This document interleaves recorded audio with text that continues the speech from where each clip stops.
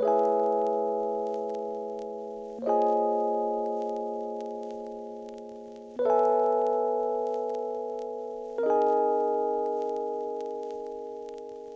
welcome back to my channel. So, this past weekend was the 2022 San Diego Comic-Con, and I tragically did not go. However, I was keeping up with the news and announcements as they were coming out of the event. And one of the things that was announced at SDCC this year was all of the titles and the estimated timeline for the MCU's Phase 5. And I know it may not seem like it because I think at least the past 2 times, maybe even every time I've talked about Marvel on my channel so far, it's not been positive, but I am a Marvel fan and I have been since the beginning of the MCU. But I think in recent times, a shift in quality and quantity has become very noticeable with the MCU, and I've been far less into them than I have been for, the past X amount of years. But I am still a fan, okay? So basically this video is just me going over Marvel's Phase 5 projects, deciding if I give a shit about them, and why I do or do not give a shit about them. And this is going to be obviously in chronological order of Phase 5, and also just FYI, my knowledge on these projects is limited to what I could find online, since the trailers and promo material that was shown at SDCC is not really available online for the most part. So let's get into it, starting at the beginning of Phase 5 with Ant-Man and the Wasp: Quantumania. The title for this was actually announced like a week or so before Comic-Con, and when it was announced, I was pretty neutral on it. I like Ant-Man, but I'm not super emotionally attached to or invested in the character. And the movies are fine, but at least in my opinion, they're not that memorable. I cannot tell you anything about Ant-Man 2 other than like the hot villain being hot, and them getting stuck in the quantum realm because of the snap. But from what I've gathered about Quantumania, I am intrigued. The god-awful recording of the trailer that I was able to find shows a more serious tone that I don't think we've seen in the MCU in a while. Like, I guess Multiverse of Madness had, serious energy in the trailer, but this has, like, Infinity War energy. And it's introducing Kang as the villain, which I know he was in Loki, but, I didn't watch Loki, so I don't know what vibe they gave him in that show, but he looks pretty good in the Quantumania trailer. And one of the titles that was announced for Phase 6 is Avengers: The Kang Dynasty, so he's obviously going to be a pretty big player, which makes me even more interested. I've heard that one of the plot points for the movie is that Scott, who is Ant-Man, is now kind of famous because he wrote a book about his time as an Avenger. And I don't know how I feel about that. It's definitely not something I could have predicted, and it is a little bit funky, but I think it could be entertaining and interesting if done right. So I'm not writing the entire movie off just because of that. Overall, I'm not foaming at the mouth over this, but my interest has been piqued. So for Ant-Man and the Wasp: Quantumania, I'm gonna say smash. Next up is a Disney Plus series called Secret Invasion. From what I've gathered, this is kind of like Agents of S.H.I.E.L.D., but it's trying to go a more serious or darker route, from what I've heard. It follows Nick Fury and Maria Hill and similar characters, and immediately I'm gonna pass. I'll be interested to hear the highlights of the show on Twitter when it comes out, and hey, maybe I'll see something that inspires me to watch it, but I just don't care enough about these characters or even this concept to give it my time. So, Secret Invasion, pass. That was really short. Next up is Guardians of the Galaxy Volume 3. Apparently this is the last Guardians of the Galaxy movie that they're making, according to James Gunn, who wrote and directed the previous 2 movies, which I was not expecting for some reason, and maybe I could because these kind of movies come in 3s, but I don't know, I just wasn't really expecting that. From what I've gathered, which isn't much, some of the plot points are going to be Gamora and Peter Quill trying to restart the romance, and just Gamora trying to relearn, or I guess learn, life with the Guardians, because this isn't really their Gamora. Gamora died, but there's still Gamora, which I admittedly don't remember how the fuck that happened. I haven't watched Endgame or Infinity War. That happens in Endgame. I haven't watched Endgame in a while, so I don't really remember how this Gamora came to be. But whatever. They're going to be introducing Adam Warlock, which I'm actually pretty interested in. And I'm also really interested in the, apparent tragic backstory that they're giving Rocket the Raccoon. I really like Rocket the Raccoon. I know a lot of people aren't a big fan of, I guess, trope of like, oh, cute and cuddly character that swears, but I think he's funny, and I like Bradley Cooper, so. Peter Quill and Chris Pratt annoy the fuck out of me, but I actually really do like the Guardians of the Galaxy, and if this really is their final chapter, I want to see how their story ends, so Guardians of the Galaxy Volume 3 is a smash. Next up is a Disney Plus series called Echo. Apparently the character Echo was introduced in the show Hawkeye, which I got maybe like 2 episodes into. I want to give it another chance because I've heard it's one of the better Marvel Disney Plus limited series. But I just really didn't care all that much. I don't know, I couldn't get into it. But I am actually going to try and watch Hawkeye before Echo comes out because I am interested in learning about this character. Echo is Maya Lopez, the adoptive daughter of Kingpin, and according to the Marvel website, the show is about her facing her past and reconnecting with her Native American roots and embracing the meaning of family and community if she ever hopes to move forward. So there's that. I think it's nice to get some Native American rep in the MCU. I don't think they've had any before, actually. Will they handle that rep the proper way? I'm not confident, given their track record with Jewish representation, but I am hopeful. You know, I never, want to see their downfall. Even if I'm not confident in it, I want to see things go right, you know? Plus, Daredevil's gonna be in this, so smash, immediately. That's all I needed to know, to be honest. Next up is Loki Season 2. I do not care. Listen, I like Loki, the character, a lot. But I could not watch that show. I got maybe 1.5 episodes in. It wasn't that interesting. It was fine. I don't think it's a bad show from what I've seen, but there was nothing super captivating or anything urging me to keep watching. Plus, I know about Sylvie and how she's Loki, but she's not Loki, but she is, which is weird because they have a romance in the show. Is that more like masturbation or is that more like incest? I don't know. And I don't think I want to know. Anyways, I didn't care about Season 1, so I'm passing on Season 2. Next up is the movie The Marvels. I have slight interest in this. I haven't watched Miss Marvel yet. I know I need to, and eventually I am going to. I need to work through my Marvel burnout because Miss Marvel does seem like a cool character. And from the single picture I could find of this project, I actually really like Captain Marvel's new suit. Because, Marvel tends to try to hyper modernize their suits and just add a lot of really weird unnecessary details like horizontal lines and shit like that, and this new suit doesn't have that. Thankfully it looks more comic accurate, which I like, and I do just like Carol and Monica. But for some reason I just don't really find myself excited about this. I think it might partially be the burnout and partially because of Marvel's history of putting groups of gals together to just pander towards women, which, do not get me wrong, I am very glad that women heroes are getting more visibility and are being used for something other than eye candy. But I think that Marvel has only done one of these yeah, girls are not just objects, they can have personalities and be strong moments one singular time, and it was in Captain Marvel, that montage of all the little girls, and there was the emotional music and they were all, rising up. I thought that was good.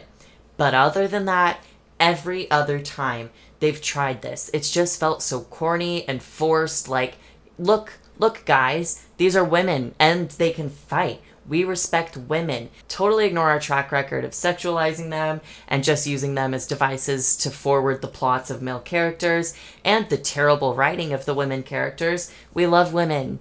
Girl power. Here's a 40-second fight scene of Black Widow and Pepper Potts and whatever, insert girl character. Look, girls fighting together. We like girls. I don't really know if that ramble made too much sense, so just to specify, it's not the fact that girl power is cringe. It's just that actions speak louder than words, and this is really the only thing that Marvel does to show that they care about female empowerment. It would be different if they actually wrote their female characters well, gave them equal opportunity with their male counterparts, but they usually don't, and so these scenes just feel really shoved in there unnaturally to appeal to their female fans. A part of why these scenes feel so cringy is because of how forced they are. They're not naturally written into the story, and I feel if they took time to write their female characters better, they wouldn't need to throw these scenes in, and when they did throw the scenes in, they wouldn't feel so off or pandery. I hope that made sense. And if the Marvels is gonna be more of that, then big fat pass. And I know that one of the Marvels is a boy, I think. I don't care, sorry. This is still, like, a valid thing to say, because 3 out of the 4 Marvels are girls. And that's not just one woman. That's multiple. So, you know, they have the opportunity to fucking do this shit. And if they do this shit, big pass. But I think I'm honestly gonna have to see how I'm feeling when more promo material and the trailer comes out, because I could not find anything about this. So currently I am leaning more towards pass, but maybe that'll change. Next, Blade. Again, they're rebooting Blade. This might be a fake fan moment, but I've never seen the original Blade movie or know anything about the character. So currently this is a pass, just by default, but I will return to this after I've watched the original Blade. Watching that movie literally changed the trajectory of my life. I'm not the same person I was before I watched that movie yesterday. I only have watched the first one so far. I'm gonna watch the next 2. It's so good.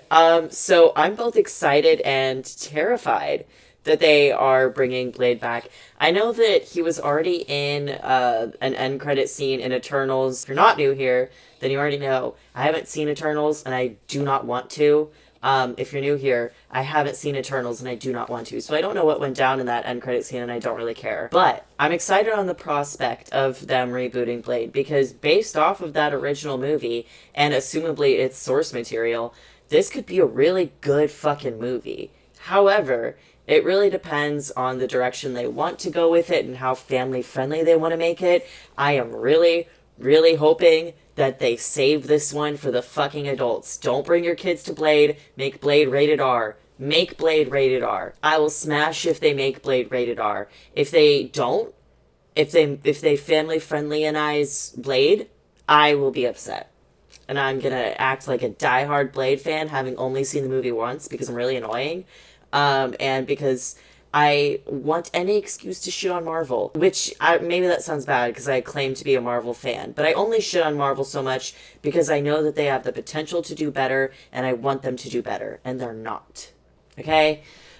So currently I am going to smash just because I need to know if they're gonna fuck it up. Please don't. Because that movie was really, really good, and I really liked it. And I am going to change my fashion and personality to morph into the Blade atmosphere, universe. Is that the right word? Whatever. Smash. Blade reboot? Smash. Next up is the Ironheart limited series. I'm interested, but not incredibly interested. Honestly, I think I'm not gonna know my actual interest level until I see Black Panther Wakanda Forever, since Riri, who is Ironheart, is going to be in Wakanda Forever. And speaking of Wakanda Forever, I'm absolutely using this as an opportunity to talk about Wakanda Forever. I am so goddamn excited for this movie. Black Panther is one of my favorite Marvel movies ever. I can't tell you how many times I've seen it. I own it on DVD, and who the fuck even owns DVDs anymore? And the Wakanda Forever trailer is the first Marvel trailer I've seen in a really long time that I thought was not only good or interesting, but it brought me back to that energy that surrounded Phase 3. Every Phase 3 movie was like an event, and these movies, and their trailers by extension, have an energy that I just don't feel in Phase 4. And granted, I think that COVID and the closing of theaters and the use of Disney Plus contributed to that, but the quality has also just been lacking in Phase 4, in my opinion. But rant over, because this isn't about that. I'm sort of interested in Ironheart based off of what little I know about the character, but I think I'll definitively know how I feel about this after I see Wakanda Forever. So currently maybe pass, but I'm leaning a lot more towards smash. Next up, the Agatha Coven of Chaos series. Side note, I know that the name change is probably just like semantics, but I like Coven of Chaos a lot more than House of Harkness, which was the original name for the show. I am mixed on this because I did really like Agatha in WandaVision, but I'm just not sure how an independent series focused on her character is gonna go. I think the only news about this so far is that it's gonna be a dark comedy, which I don't mind. I think for this, it would be better if they took a darker route and actually showed like some spooky, witchcrafty stuff, which I am personally a really big fan of. But dark comedy is a bit of a broad term, so honestly, I'm taking that with a grain of salt. If it's dark comedy, as in season 1 of Sabrina on Netflix, then I'd be down. But if it's dark comedy like season 4 of Sabrina on Netflix, I would be much less down. Not because the dark comedy is like different in season 4. Season 4 is just not that good. And also, yes, I know that Sabrina is not the best example of dark comedy by any means. It's just the first thing I could think of that had similar subject material. My mind might change when I see the trailer, but if it's a darker, more Salem-like witch story, then I'd smash. But if it's gonna be overly corny or Disney Plusified, I'm probably gonna pass. Next up is the Disney Plus series Daredevil Born Again. This has been under my shirt the whole time. Smash. That's how I just broke my fucking Captain Rex figure. His arm fell off.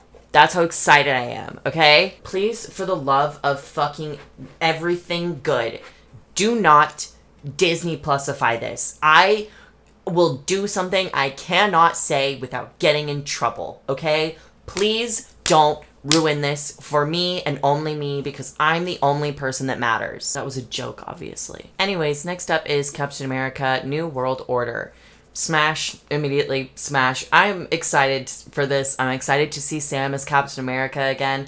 I really like Sam, and I don't know anything about this yet, but I just hope that nothing comes out about it that nervouses me, because I really want this to be good.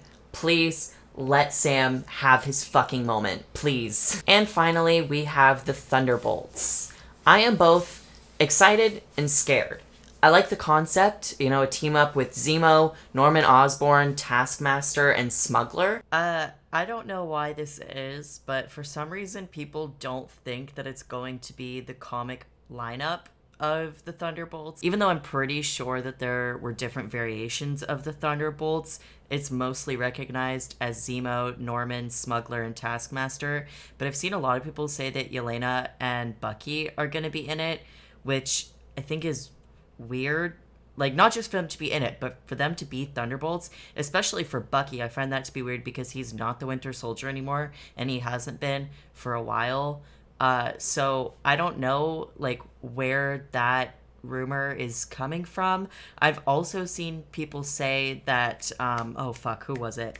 Oh, I saw people say that US Agent was actually going to be in it, which I actually wouldn't mind just because he does seem to be more villainous. I think my issue with Yelena and Bucky being, like, estimated to be Thunderbolts is because they're not villains. Granted, they've both done bad shit. I don't view either of them as villains, especially Bucky, so that would just be really weird. So, I don't know. If someone has clarity as to why people think that they're going to be the Thunderbolts, let me know. But I just don't get why they wouldn't go with who's in the comic. Unless it was with other villains like US Agent. I do think that makes sense.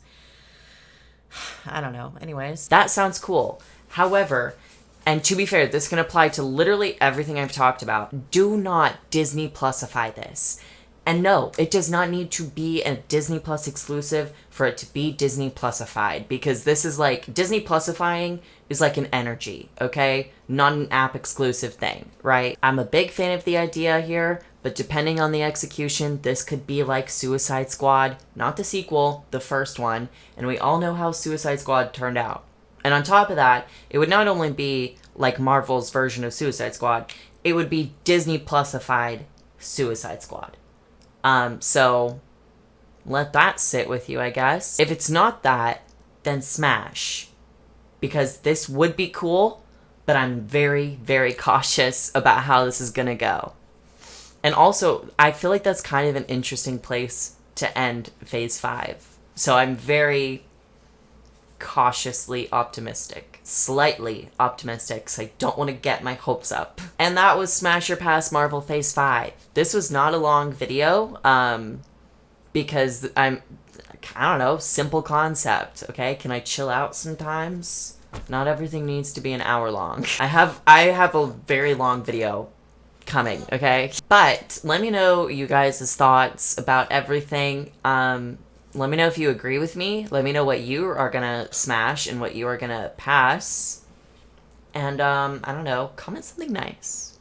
don't comment about my eyelashes being uneven, because they are. Okay, thank you so much for watching. If you liked the video, like the video. If you liked the video, comment on the video. If you liked the video, subscribe to the video maker. And I will see you in the next video. Okay, and goodbye. And also, I did not break my Captain Rex figure, by the way. His arms come off so I can, like, change their position. Just fun fact. I didn't break it. That was for dramatic effect. I just fucking spread misinformation on the internet.